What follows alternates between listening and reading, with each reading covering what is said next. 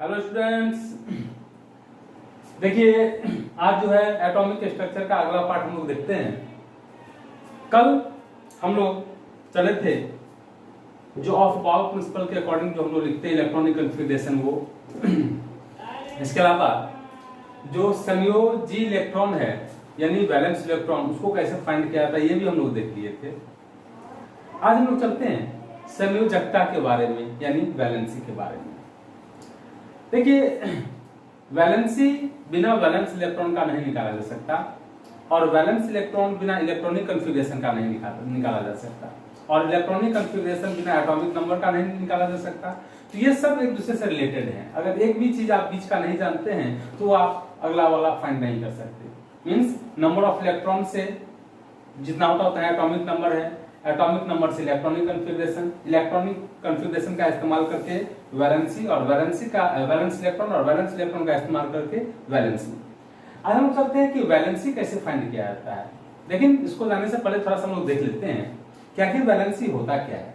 देखिए किसी भी एलिमेंट का एटम ऑक्टेट कंप्लीट करने के लिए, अस्थायित्व ग्रहण करने के लिए, स्टेबिलिटी गेन करने के लिए जितना इलेक्ट्रॉन गेन करता है या फिर जितना इलेक्ट्रॉन लूज करता है उसी इलेक्ट्रॉनों की संख्या को, उसी इलेक्ट्रॉनों के नंबर को उस एलिमेंट का वैलेंसी कहा जाता है। मींस अगर कोई एलिमेंट तत्व इलेक्ट्रॉन लूज कर रहा है, वो अपने आप इलेक्ट्रॉन लूज नहीं करता, इलेक्ट्रॉन उसको करना पड़ता है, लूज करना पड़ता है। या फिर कोई भी एलिमेंट का एटम अपने आप इलेक्ट्रॉन गेन नहीं करता, उसको करना पड़ता है। क्यों करता है वो?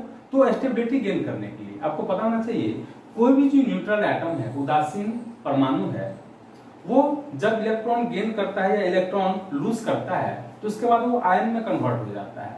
इसलिए आयन का डेफिनेशन ही है क्या कि charge atom is called ions, यानी जो चार्ज मतलब आवेश युक्त परमाणु को आयन कहते हैं।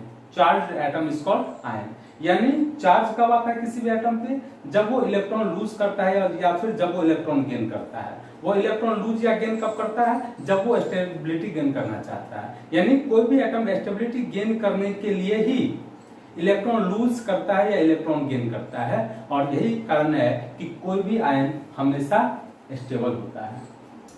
ठीक है, तो हम लोग देखते हैं आज कि भाई कोई भी एटम स्टेबिलिटी गेन करने के लिए जितना इलेक्ट्रॉन लूज कर रहा है या फिर जितना इलेक्ट्रॉन गेन कर रहा है उसी को हम लोग क्या बोलते हैं?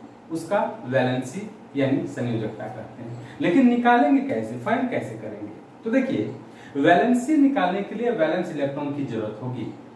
तो हम लोग एक मेटल और एक नॉन मेटल दो एग्जांपल लेंगे, क्योंकि मेटल का जो वैलेंसी है उसको निकालने का अलग रूल है और नॉन मेटल यानी अधातु जो है उसके वैलेंसी को फाइंड करने का अलग तरीका है। तो दोनों तरीका को हम लोग सीखते हैं कि मेटल और नॉन मेटल दोनों का वैलेंसी कैसे फाइंड किया जाए। तो देखते हैं हम लोग पहले एक एग्जांपल ले लेते हैं। जैसे एग्जांपल लेते हैं सोडियम का, ये मेटल है आप जानते हैं, और दूसरा एग्जांपल लेंगे क्लोरीन का, नॉन मेटल। आप पूछेंगे कि भाई हम कैसे जानेंगे कि कोई भी जो तत्व है वो मेटल है नॉन मेटल है? बहुत इजी है। आप क्या करेंगे कि जो भी तत्व आपको दिया गया है उसका इलेक्ट्रॉनिक कॉन्फ़िगरेशन लिख लेंगे और देखेंगे कि उसका वैलेंस इलेक्ट्रॉन कितना है, यानी आउटरमोस्ट शेल यानी बाहरी बाह्यतम कक्षा जो है उसमें उपस्थित इलेक्ट्रॉनों की संख्या कितनी है। अगर उसके बाह्यतम कक्षा में उपस्थित इलेक्ट्रॉनों की संख्या 1 या 2 या 3 है तो इसका मतलब वो धातु है। लेकिन अगर किसी तत्व के परमाणु के बाह्यतम कक्षा में जो संयोजी इलेक्ट्रॉनों की संख्या है वो 4 या 4 से ऊपर है तो वो सब के सब अधातु होंगे। तो आपने ये सीख लिया होगा कि धातु और अधातु को कैसे पहचाना जाता है। धातु के बाह्यतम कक्षा में इलेक्ट्रॉनों की संख्या कितनी होगी? 1 होगी या फिर 2 होगी या फिर 3 होगी, उससे ज्यादा नहीं। लेकिन अगर किसी तत्व के परमाणु के बाह्यतम कक्षा में इलेक्ट्रॉनों की संख्या 4 या उससे ऊपर है तो हमेशा अधातु होता है। तो हम लोग देखते हैं सोडियम। सोडियम का एटॉमिक नंबर 11 होता है। आप जानते हैं कि बिना एटॉमिक नंबर का हम लोग इलेक्ट्रॉनिक कॉन्फ़िगरेशन नहीं लिख सकते और बिना इलेक्ट्रॉनिक कॉन्फ़िगरेशन का क्या नहीं लिख सकते? वैलेंस इलेक्ट्रॉन नहीं निकाल सकते और बिना वैलेंस इलेक्ट्रॉन का वैलेंसी फाइंड नहीं होगा। तो सोडियम का एटॉमिक नंबर 11 होता है। इसका इलेक्ट्रॉनिक कॉन्फ़िगरेशन लिख लेते हैं हम लोग 1s2 2s2 2p6 3s1। ये इसका इलेक्ट्रॉनिक कॉन्फ़िगरेशन हुआ। 10th के अकॉर्डिंग हम बता दिए थे आपको, ये हो गया 2 8 और 1 KLM। इसके बाह्यतम कक्षा में कितना इलेक्ट्रॉन, देखिए 1 इलेक्ट्रॉन है, और चूंकि इसके बाह्यतम कक्षा में एटॉमिक शेल में नंबर ऑफ इलेक्ट्रॉन 1 है, इसलिए इसका ये क्या हो गया, मेटल हो गया। क्योंकि मैंने कहा ना कि जिस एलिमेंट के एटम के बाह्यतम कक्षा में इलेक्ट्रॉनों की संख्या 1 2 या 3 हो तो वो मेटल होता है। तो इसके बाह्यतम कक्षा में कितना इलेक्ट्रॉन है, 1 है, यानी ये मेटल हुआ। तो मेटल हुआ, तो इसका जवाब पहले हम लोग संयोजी इलेक्ट्रॉन का नंबर भी निकाल लेते हैं। संयोजी इलेक्ट्रॉनों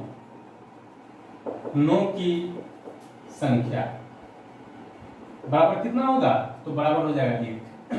अब इसका संयोजकता फाइंड करना आसान हो गया। क्यों? क्योंकि मेटल के केस में, इन केस ऑफ मेटल, धातुओं के लिए जो संयोजकता होता है उसका फॉर्मूला क्या होता है, संयोजकता बराबर होता है संयोजी इलेक्ट्रॉनों की संख्या। इंग्लिश वाले अगर नहीं जानते हैं तो ये लिख देता हूं मैं, वैलेंसी इक्वल टू होता है नंबर ऑफ वैलेंस इलेक्ट्रॉन, यानी संयोजकता बराबर संयोजी इलेक्ट्रॉनों की संख्या। यानी मेटल के केस में संयोजकता निकालने का तरीका क्या होता है, उसको संयोजकता किसके बराबर होता है, उसके संयोजी इलेक्ट्रॉन के बराबर होता है। जितना उसका संयोजी इलेक्ट्रॉन होगा उतना ही उसका संयोजकता होगा। तो चूंकि सोडियम का संयोजी इलेक्ट्रॉन की संख्या 1 है, इसलिए इसका संयोजकता यानी वैलेंसी भी कितना हो जाएगा, 1 हो जाएगा। तो इस तरह हम लोग देख रहे हैं कि मेटल के केस में जो वैलेंसी होता है वो वैलेंस इलेक्ट्रॉन के नंबर के बराबर होता है। जितना वैलेंस इलेक्ट्रॉन का नंबर होगा उतना ही वैलेंसी भी होगा। तो चूंकि सोडियम मेटल है, इसका एटॉमिक शेल में 1 इलेक्ट्रॉन है, यानी वैलेंस इलेक्ट्रॉन का नंबर 1 है, इसलिए इसका वैलेंसी भी 1 ही होगा। आप बोलेंगे भाई इसको थोड़ा सा डिटेल में समझाइए, बहुत इजी है। देखिए यहां मैं लिखता हूं, देखिए आप लिखा हुआ है सोडियम जो है उसके एटॉमिक शेल में कितने इलेक्ट्रॉन है, 1 है। अब आप जानते हैं कि स्टेबिलिटी गेन करने के लिए क्या कितना करना पड़ता है, इलेक्ट्रॉन का नंबर एटॉमिक शेल में कितना होना चाहिए, 8 होना चाहिए। हाइड्रोजन हीलियम ये सब कुछ छोड़कर, क्योंकि वो सब डुप्लेट कंप्लीट करते हैं, उसके एटॉमिक शेल में नंबर ऑफ इलेक्ट्रॉन 2 होता है तो ही वो स्थायित्व ग्रहण कर लेता है। लेकिन बाकी जो तत्व हैं उनके एटॉमिक शेल में कितना इलेक्ट्रॉन होना चाहिए, तो 8 इलेक्ट्रॉन होना चाहिए, तभी वो स्टेबल होगा। तो सोडियम का एटॉमिक शेल में कितना इलेक्ट्रॉन है, अभी 1 है, तो इसको 8 पूरा करने के लिए और कितने इलेक्ट्रॉन की आवश्यकता होगी, 7। लेकिन आपको बताना चाहिए कि सोडियम जो है मेटल है, और मेटल की टेंडेंसी इलेक्ट्रॉन लूज करने की होती है, गेन करने की नहीं होती। अगर सोडियम को दूसरा कोई एलिमेंट अपना 7 इलेक्ट्रॉन देगा भी तो ये सोडियम लेगा नहीं, क्योंकि इसकी टेंडेंसी नहीं है। तो फिर उसके एटॉमिक शेल में नंबर ऑफ इलेक्ट्रॉन 8 कैसे होगा, तो इसके पास एक ही उपाय है कि यह अपने एटॉमिक शेल के इलेक्ट्रॉन को लूज कर दे। ये जैसे ही अपने एटॉमिक शेल के इलेक्ट्रॉन को लूज कर देगा तो इसका एटॉमिक जो इलेक्ट्रॉन है वो एटॉमिक शेल जो है वो भी समाप्त हो जाएगा, और उसका एटॉमिक शेल क्या हो जाएगा, L हो जाएगा। और इसमें ऑलरेडी एटम की संख्या कितनी है, सॉरी इलेक्ट्रॉन की संख्या कितनी है, 8। यानी ये स्टेबिलिटी ऑलरेडी गेन कर लेगा। यानी इसको स्टेबिलिटी गेन करने के लिए अपने एटॉमिक शेल के इलेक्ट्रॉन को लूज करना ही होगा। और हमने क्या कहा था डेफिनेशन में कि कोई भी तत्व, किसी भी तत्व का परमाणु, किसी भी एलिमेंट का एटम स्टेबिलिटी गेन करने के लिए जितना इलेक्ट्रॉन लूज कर रहा है या जितना इलेक्ट्रॉन गेन कर रहा है वही उसका वैलेंसी होता है। तो सिंस यहाँ पर सोडियम जो है वो स्टेबिलिटी गेन करने के लिए 1 इलेक्ट्रॉन को लूज कर रहा है, और इसलिए इसका वैलेंसी क्या होगा, 1 होगा। अगर ये आपको समझ में आया हो तो अच्छी बात है, नहीं तो डायरेक्ट आप फॉर्मूला पे चलिए। कैसे निकालेंगे कि भाई मेटल का जो वैलेंसी होता है वो उसके वैलेंस इलेक्ट्रॉन के बराबर होता है। तो आप क्या कीजिए कि उसका वैलेंस इलेक्ट्रॉन निकाल लीजिए, जितना वैलेंस इलेक्ट्रॉन होगा वही उसका वैलेंसी होगा। बहुत इजी है। तो मेटल के केस में हम लोग वैलेंसी ऐसे फाइंड करते हैं। लेकिन अब हम लोग देखेंगे नॉन मेटल के केस में। यहाँ पे मैं लिख रहा हूं नॉन मेटल, जैसे कि क्लोरीन ले लेते हैं, इसका 17 होता है। कॉन्फ़िगरेशन लिखते हैं 1s2 2s2 2p6 3s2 3p5। ये देखिए 17 हो गया। देखिए नॉन मेटल के केस में जो वैलेंसी होता है उसका फॉर्मूला क्या होता है, उसका फॉर्मूला होता है वैलेंस इलेक्ट्रॉन माइनस 8, यानी सॉरी 8 माइनस वैलेंस इलेक्ट्रॉन। यानी अगर नॉन मेटल का केस हो तो नॉन मेटल में क्या करेंगे कि सबसे पहले उसका वैलेंस इलेक्ट्रॉन फाइंड कर लेंगे, और उस वैलेंस इलेक्ट्रॉन के नंबर को 8 में से माइनस कर देंगे। इसके बाद जितना बचेगा वही उसका वैलेंसी होगा। फॉर एग्जांपल हम लोग चलते हैं, इसमें निकालते हैं नंबर ऑफ वैलेंस इलेक्ट्रॉन। तो बताइए, कल मैंने सिखाया था आपको कि क्लोरीन का वैलेंस इलेक्ट्रॉन कैसे फाइंड करेंगे। 7 होगा। कैसे? तो ये 3, ये जो देख रहे हैं ये लार्जेस्ट डिजिट है इसमें, तो 3 ऑटोमोस्ट सेल हुआ। तो ये 3s 3 भी बता रहा है कि ये s और p 3 नंबर सेल, मतलब तीसरे सेल के ही सब सेल हैं। तो दोनों को ऐड करना होगा, 5 और 2 7। अब इसका वैलेंसी कैसे फाइंड करेंगे? तो वैलेंसी फाइंड करने का फार्मूला होता है 8 minus number of valence electron. तो हो गया 8 माइनस 7 यानी 1। यानी क्लोरीन जो है उसका वैलेंस इलेक्ट्रॉन कितना है? 7 है। तो उसको 8 में से माइनस कर देंगे, 1 बच गया और यही 1 इसका वैलेंसी होगा। अब बोलेंगे कि नहीं, थोड़ा सा हमको इस तरह से समझाइए, बहुत इजी है। देखिए क्लोरीन जो है उसके ऑटोमोस्ट सेल में नंबर ऑफ इलेक्ट्रॉन कितने हैं? उसके ऑटोमोस्ट सेल में नंबर ऑफ इलेक्ट्रॉन 5 to 7 है। मैंने क्या कहा था कि यदि किसी एलिमेंट के एटम के ऑटोमोस्ट सेल में नंबर ऑफ इलेक्ट्रॉन 4 और अबव हो, 4 या 4 से ऊपर हो, तो नॉन मेटल होता है। तो क्लोरीन का ऑटोमोस्ट सेल में कितने इलेक्ट्रॉन है? 5 और 2 7, यानी ऑलरेडी नॉन मेटल हुआ। और नॉन मेटल जो है वो इसमें किस चीज की टेंडेंसी होता है? इलेक्ट्रॉन को लेने की टेंडेंसी होती है। तो क्लोरीन के पास अपना 5 और 2 7 इलेक्ट्रॉन तो ऑलरेडी है। उसको स्टेबिलिटी गेन करने के लिए, यानी ऑक्टेट गेन करने के लिए, अष्टक पूरा करने के लिए कितना इलेक्ट्रॉन चाहिए? 1 इलेक्ट्रॉन चाहिए। और सिंस नॉन मेटल, क्लोरीन जो है नॉन मेटल है और नॉन मेटल की टेंडेंसी इलेक्ट्रॉन लेने की होती है, इसलिए अगर उसको कोई 1 इलेक्ट्रॉन देगा तो आराम से ले लेगा। और सिंस वो स्टेबिलिटी गेन करने के लिए 1 इलेक्ट्रॉन ले रहा है, क्योंकि 7 तो ऑलरेडी इसके पास है, 1 ही इलेक्ट्रॉन की जरूरत है। और सिंस ये अष्टक पूरा करने के 1 इलेक्ट्रॉन ले रहा है, इसलिए इसका वैलेंसी 1 होगा। क्योंकि डिफिनेशन क्या बोलता है कि कोई भी तत्व का परमाणु स्टेबिलिटी गेन करने के लिए जितना इलेक्ट्रॉन लूज करता है, सोडियम लूज कर रहा था, और या फिर जितना इलेक्ट्रॉन गेन करता है, क्लोरीन गेन कर रहा है, वही उसका वैलेंसी होगा। तो सिंस क्लोरीन यहाँ पर 1 इलेक्ट्रॉन गेन कर रहा है स्टेबिलिटी गेन करने के लिए, इसलिए इसका वैलेंसी क्या हो जाएगा? 1 हो जाएगा। अगर ये समझ में आई तो अच्छी बात है, नहीं तो आप फॉर्मूला से चलेंगे। क्या फॉर्मूला है कि भाई क्लोरीन नॉन मेटल है, कैसे पहचानेंगे? क्योंकि इसका ऑटोमोस्ट सेल में नंबर ऑफ इलेक्ट्रॉन 3 से ऊपर है, यानी 7 है, तो नॉन मेटल होगा। और नॉन मेटल का सबसे पहले वैलेंस इलेक्ट्रॉन निकालेंगे, वैलेंस इलेक्ट्रॉन 7 है। इसके बाद वैलेंसी का फार्मूला लगाएंगे। वैलेंसी का फार्मूला क्या होता है? 8 minus number of valence electron, यानी 8 में से नंबर ऑफ संयोजी इलेक्ट्रॉन जो है उसको माइनस कर देंगे, तो 8 में 7 गया तो 1। तो इस तरह से मेटल और नॉन मेटल दोनों के केस में हम लोग वैलेंसी कैसे फाइंड करते हैं ये आप जान लीजिए। तो कैसे फाइंड करते हैं? वैलेंस इलेक्ट्रॉन का नंबर निकाल के, क्योंकि दोनों में वैलेंस इलेक्ट्रॉन की आवश्यकता पड़ी, इसलिए वैलेंस इलेक्ट्रॉन निकालना आपको आना ही चाहिए, तभी आप वैलेंस निकाल सकते हैं। अब हम लोग थोड़ा सा कल के बारे में जो अफवाह प्रिंसिपल पढ़े थे उसके बारे में थोड़ा सा अलग से डिस्कस करते हैं, ठीक है? लेकिन उसके लिए रूल्स है और रूल के लिए आपको क्वांटम नंबर पढ़ना पड़ेगा, तो इसलिए इसको अभी फिलहाल रहने देते हैं। इसके बदले हम लोग पढ़ते हैं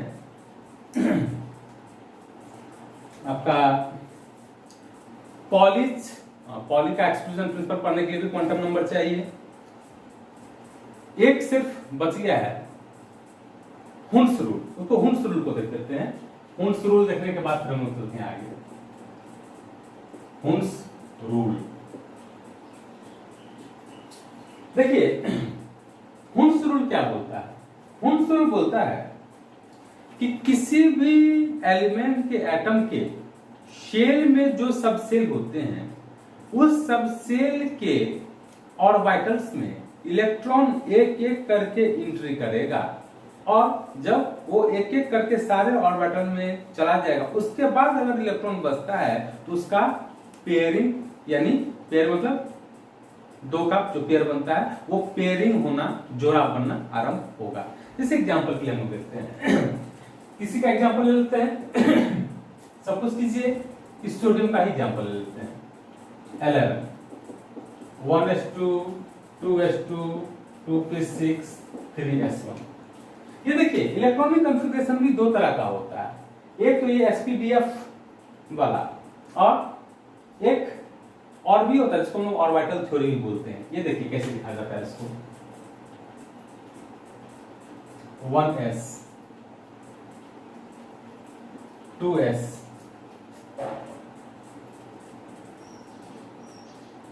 2p 3s। ये भी इलेक्ट्रॉनिक कन्फिगरेशन लिखने का तरीका है। ऊपर वाला एसपीडीएफ थ्योरी हो गया और नीचे वाला इसको ऑर्बिटल थ्योरी बोलते हैं। इसके अकॉर्डिंग भी हम लोग लिखते हैं इलेक्ट्रॉनिक कन्फिगरेशन। जैसे 1s ये 1s लिख दिया, 2s 2s लिख दिया, 2p 2p लिखा हुआ, 3s 3s। 1s में कितने इलेक्ट्रॉन है? 2 अपोजिट स्पिन में, क्योंकि 2 ही इलेक्ट्रॉन ही है। 2s कितने इलेक्ट्रॉन है? 2 अपोजिट स्पिन में। लेकिन 2p जो है 2p, आप जानते हैं कि p में 3 ऑर्बिटल्स होते हैं। s में सिर्फ एक ही ऑर्बिटल था तो एक एक बॉक्स बनाया, लेकिन p में 3 ऑर्बिटल्स होते हैं। तो ये देखिए px py pz, खैर उससे आपको मतलब नहीं है, वो पर्टिकुलर इसकी जरूरत नहीं है, लेकिन इतना जानना जरूरी है कि p में 3 ऑर्बिटल्स होते हैं। तो 3 बॉक्स बना दिया। लेकिन इसमें इलेक्ट्रॉन कितने हैं? 6। तो देखिए इसमें हुंसरूल का कहना है, यहाँ पे आप समझेंगे हुंसरूल को, कि अगर किसी भी सबसेल के ऑर्बिटल में जब इलेक्ट्रॉन एक एक करके चले जाते हैं उसके बाद ही उसका पेयरिंग बनना आरंभ होगा। यानी इसमें 6 इलेक्ट्रॉन है, तो ऐसा नहीं कि पहले ही ऐसे ऐसे भरने लगा है। नहीं, एक ऑर्बिटल में आप जानते हैं कि नंबर ऑफ इलेक्ट्रॉन मैक्सिमम कितना होता है? 2। तो ऐसा नहीं है कि इसके पास 6 इलेक्ट्रॉन और 2 इलेक्ट्रॉन पहले से जाकर उसमें भर जाएगा। नहीं, ऐसा नहीं होगा। इलेक्ट्रॉन पहले एक एक करके भरेगा। कैसे देखते हैं? पहले एक इलेक्ट्रॉन इसमें, एक इलेक्ट्रॉन इसमें, एक इलेक्ट्रॉन इसमें, एक एक करके एक एक इलेक्ट्रॉन सारे ऑर्बिटल्स में पहले जाएंगे। उसके बाद अगर इलेक्ट्रॉन बचेगा तब उसका पेयरिंग आरंभ होता है। तो इसमें कितने इलेक्ट्रॉन था? 6 इलेक्ट्रॉन है, जबकि ऑर्बिटल 3, तो एक एक इलेक्ट्रॉन सब में चला गया। अब बाकी 3 इलेक्ट्रॉन जो बचा उसका पेयरिंग आरंभ होगा, ऐसे अपोजिट स्पिन में जाएगा। ठीक है। 3s उसमें एक ही इलेक्ट्रॉन है तो एक इलेक्ट्रॉन इसमें जाएगा।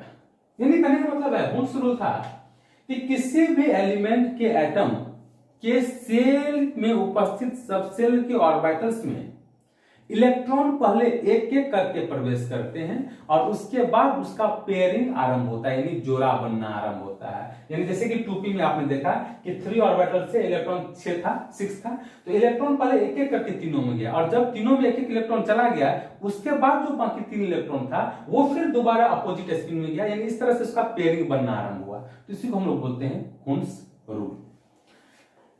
तो ये भी आपका आरंभ हो गया। अब जो है इसमें हम लोग को पढ़ना है क्वांटम नंबर, क्योंकि बिना क्वांटम नंबर पढ़े आप जो है वो ये नहीं बता सकते कि भाई हुंस रूल है, अबाउट प्रिंसिपल में 2 रूल जो है उसको आप नहीं समझ सकते। तो सिंस वो बड़ा टॉपिक है तो ऐसा करते हैं, कुछ इसमें और भी बच गया उसको ही शुरू करते हैं। जैसे कि आइसोटोप, आइसोबार, आइसोटोम, आइसोइलेक्ट्रॉनिक, ये सब चीज को हम लोग देखते हैं। ठीक है। तो समस्थानिक यानी आइसोटोप, हिंदी में समस्थानिक। ठीक है। ये क्या होता है? देखिए आपने नाम सुना होगा किसका? साइंटिस्ट, वैसे तो बहुत सारे साइंटिस्ट हुए हैं, डाल्टन साहब का। उसके बारे में चल रहे हम लोग कि डाल्टन साहब ने कहा कि इस नेचर में जितने भी एलिमेंट हैं, जैसे कोई पार्टिकुलर एलिमेंट जैसे एल्यूमिनियम है, तो एल्यूमिनियम के जितने भी एटम होंगे वो हर प्रकार से समान होंगे। उन्होंने ऐसा कहा कि एक एलिमेंट के जितने भी एटम्स होते हैं वो हर तरीके से समान होते हैं। लेकिन बाद में पता चला कि नहीं, ऐसा कोई जरूर नहीं है कि एक एलिमेंट के जितने भी एटम्स होंगे वो हर प्रकार से समान ही होंगे, उसमें कुछ ना कुछ डिफरेंस हो सकता है। ठीक है। तो जैसे हम लोग एग्जांपल लेते हैं, जैसे आप जानते हैं कि ये देखिए हाइड्रोजन, हाइड्रोजन का 3 आइसोटोप्स होता है, लिख लेते हैं हम लोग। तीनों का एटॉमिक नंबर 1 होता है, 1 लेकिन मास नंबर 1, 2 और 3 है। ये देखिए यहां पर देख रहे हैं कि तीनों हाइड्रोजन एटम ही है, लेकिन क्या ये तीनों हर प्रकार से समान है? नहीं, ये हर प्रकार से समान नहीं है, उसमें कुछ डिफरेंस है। कैसे?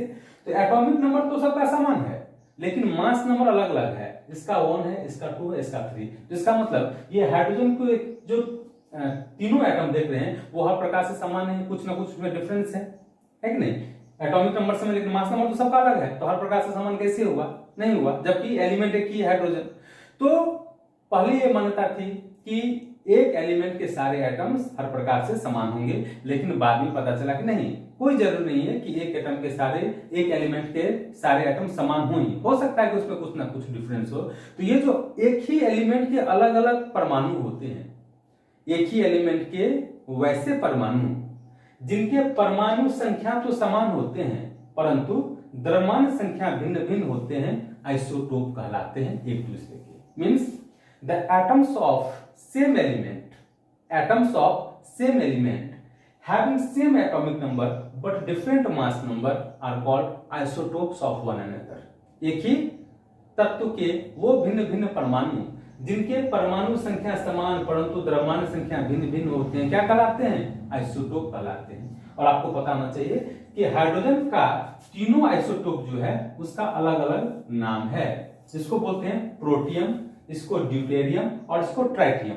और आपको पता होना चाहिए कि हाइड्रोजन के अलावा और भी बहुत सारे एलिमेंट हैं जिसके आइसोटोप्स होते हैं। जैसे कार्बन का देखिए 6, 6, 6, 12, 13, 14। ये देखिए कार्बन, तीनों कार्बन एटम ही है, सबका एटॉमिक नंबर भी सेम है लेकिन मास नंबर तीनों का अलग अलग है। यानी ये तीनों जो है वो एक दूसरे के आइसोटोप्स हुए। और आपको मैं बता दूं कि जितने भी एटम हैं, जितने भी एलिमेंट हैं, उसमें हाइड्रोजन ही एक ऐसा एलिमेंट है जिसके आइसोटोप का अलग से नाम दिया गया है प्रोटियम, ड्यूटेरियम, ट्राइटियम। बाकी जो एलिमेंट हैं उनके आइसोटोप्स का अलग से नाम नहीं होता। उसको कैसे पहचानते हैं? उसके मास नंबर। जैसे इस कार्बन के बारे में बोलेंगे तो कार्बन 14 बोलेंगे, इसके बारे में कार्बन 13, इसके बारे में कार्बन 12। यानी कार्बन 13 इसका मतलब ये, कार्बन 14 मतलब ये, कार्बन 12 मतलब ये। यानी इनका अलग से कोई नाम नहीं है, उनको उनके द्रव्यमान संख्या से ही पहचाना जाता है। लेकिन हाइड्रोजन के जितने भी आइसोटोप्स हैं उसका अलग से नाम दिया गया है प्रोटियम, ड्यूटेरियम, ट्राइटियम। तो आइसोटोप के बारे में आपको समझ में आ गया होगा क्या होता है आइसोटोप। तो एक ही एलिमेंट के वो भिन्न भिन्न परमाणु जिनके परमाणु संख्या समान परंतु द्रव्यमान संख्या भिन्न भिन्न होते हैं आइसोटोप कहलाते हैं। उसी तरह से एक होता है आइसोबार। देखते हैं जरा उसके बारे में भी। आइसोबार हिंदी में हो गया समभारित।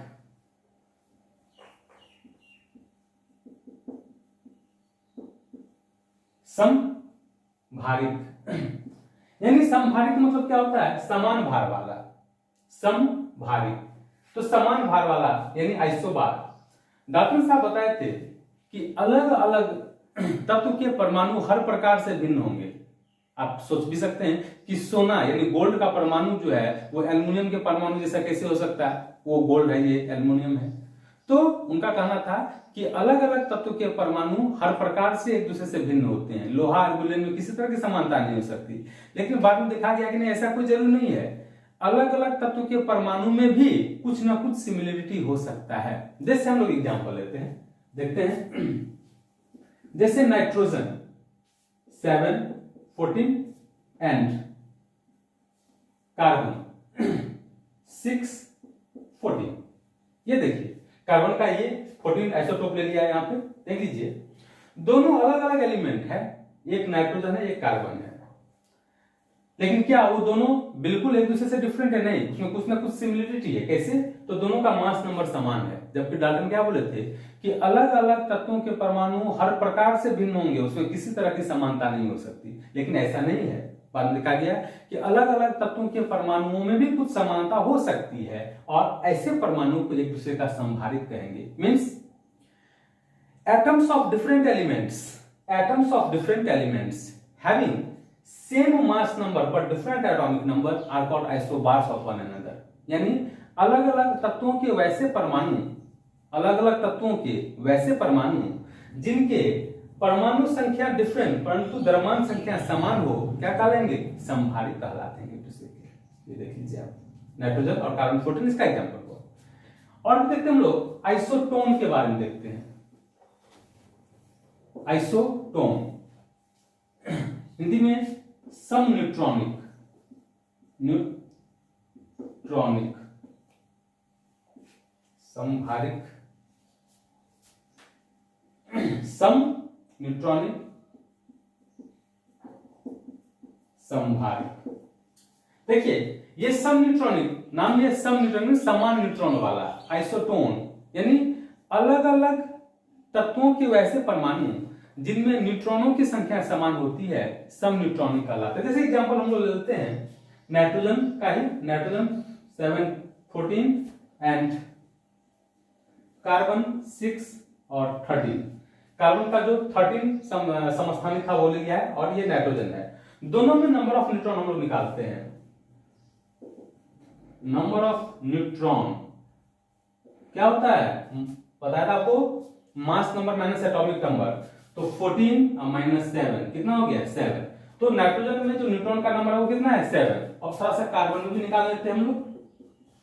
Number of neutron equal to कितना होता है, 13 माइनस 6 कितना हो गया, 7। देखिए दोनों में नंबर ऑफ न्यूट्रॉन समान है, जबकि दोनों अलग अलग तत्व के परमाणु हैं। तो अलग अलग तत्वों के वैसे परमाणु जिनमें न्यूट्रॉनों की संख्या समान होते हैं सम न्यूट्रॉनिक यानी आइसोटोन कहलाते हैं। जैसा कि एग्जांपल देखा आपने, नाइट्रोजन 14 और कार्बन 13 दोनों एक दूसरे के आइसोटोन है। ठीक है, अब इसमें एक और बच गया, सम इलेक्ट्रॉनिक। देख लीजिए, sorry, iso electronic. Iso electronic क्या है, तो अलग अलग स्पीसीज जिसमें इलेक्ट्रॉनों की संख्या समान होते हैं आइसोटोन कहलाते हैं। ठीक है, जैसे हाइड्रोजन, लिथियम का कौन सा आयन देख लेते हैं। जैसे आइसो इलेक्ट्रॉनिक एग्जाम्पल लेते हैं, हाइड्रोजन का और लिथियम 2+। ठीक है, इसका हम लिख लेंगे। तो इसमें नंबर ऑफ इलेक्ट्रॉन कितना निकलेगा, बता दें, इसका कितना होता है, 3 होता है ना एटॉमिक नंबर लिथियम का, हाइड्रोजन का ये। तो इसमें नंबर ऑफ इलेक्ट्रॉन कितना हुआ, 1 हुआ, क्योंकि जितना एटॉमिक नंबर होता है इलेक्ट्रॉन का नंबर होता है। और इसमें अगर निकालते हैं नंबर ऑफ इलेक्ट्रॉन तो कितना होता है, देखिए 3 तो होगा इसका अपना, लेकिन इसमें सिर्फ 2 पॉजिटिव चार्ज है इसलिए 2 माइनस करना होगा, सब बता दिया मैं आपको। ये तो दोनों में नंबर ऑफ इलेक्ट्रॉन कितना हो गया है, यानी ये अलग अलग स्पीसीज है, एक हाइड्रोजन है एक दूसरा लिथियम 2+ है, दोनों में इलेक्ट्रॉन का संख्या समान है, इसलिए दोनों को हम लोग आइसो इलेक्ट्रॉनिक बोलेंगे। ठीक है, तो ये सब के लिए आपको इलेक्ट्रॉन का नंबर निकालना आना चाहिए, जो कि मैं पहले ही बता चुका हूं। तो इस तरह से isotone, isobar, iso electronic, isotope, ये सब क्या होता है ये हम लोग देख लिए। अब इस चैप्टर हम लोगों का आगे जो बचा हुआ है वो क्या बचा हुआ है, वो बचा हुआ आपका quantum number, Planck's exclusion principle, और अब बाउ का 2 रूल है, प्रिंसिपल का 2 रूल, उसको हम लोग देख लेंगे। और इस तरह से आपका ये चैप्टर जो है वो कंप्लीट हो जाएगा। तो आज इतना ही रहने देते हैं, जिसको आप लोग ध्यान से देखेंगे, पढ़ेंगे, समझने की कोशिश करेंगे। Thank you.